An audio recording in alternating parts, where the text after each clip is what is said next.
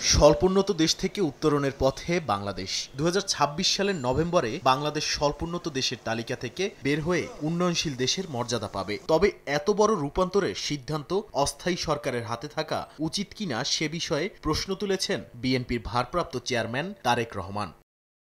দীর্ঘমেয়াদী জাতীয় সিদ্ধান্ত জনগণের নির্বাচিত সরকারের হাতে থাকা উচিত বলে মনে করেন তারেক রহমান। সোমবার সামাজিক মাধ্যম এক্সে দেয়া এক পোস্টে তিনি আরও জানান, স্বল্পোন্নত দেশের তালিকা থেকে উত্তরণে জনগণের ভবিষ্যৎ নির্ধারণে সাধারণের মতামতই সবচেয়ে গুরুত্বপূর্ণ। তারেক রহমানের পোস্ট অনুযায়ী বিএনপি সবসময় বলেছে, স্বল্পোন্নত দেশ এলডিসির তালিকা থেকে উত্তরণে সময় চাওয়ার বিকল্প সবসময় খোলা থাকা উচিত। অন্যদিক থেকে গণতান্ত্রিকভাবেও তা গ্রহণযোগ্য হওয়া দরকার। গাজীপুরের একজন গার্মেন্টস মালিক অর্ডার কমে গেলে শত শত শ্রমিকের জীবনের দুশ্চিন্তা নিয়ে লড়াই করেন। নারায়ণগঞ্জের শ্রমিক পরিবারে ওভারটাইম বন্ধ হলে সংসার অনিশ্চয়তায় পড়ে যায়। তারেক রহমান এই উদাহরণগুলো দিয়ে মনে করিয়ে দেন, এই মানুষগুলো কোনো সিদ্ধান্ত নেন না, কিন্তু সব বোঝা তাদেরকেই বহন করতে হয়। তাই উত্তরণের সময় নির্ধারণ শুধুই অর্থনৈতিক হিসাবের বিষয় নয়, লাখো পরিবারের জীবনের প্রশ্ন বলেও উল্লেখ করেন তিনি। বলেন, অন্তর্বর্তী সরকারের দ্রুত সিদ্ধান্ত জনগণের জীবন ও নিরাপত্তাকে ঝুঁকিতে ফেলতে পারে।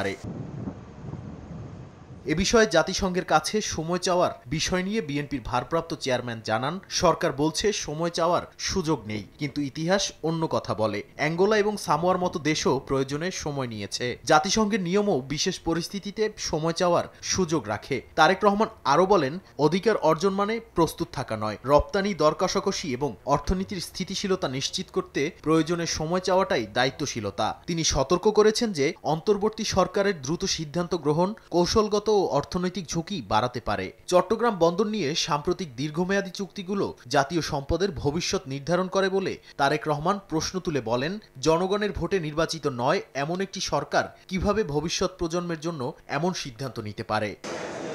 তারেক রহমানের মূল বার্তা হলো, বাংলাদেশের ভবিষ্যৎ নিয়ে সিদ্ধান্ত জনগণের হাতে থাকতে হবে, অস্থায়ী প্রশাসনের হাতে নয়। ২০২৬ সালের জাতীয় নির্বাচনে জনগণই ঠিক করবে দেশের দিক নির্দেশনা।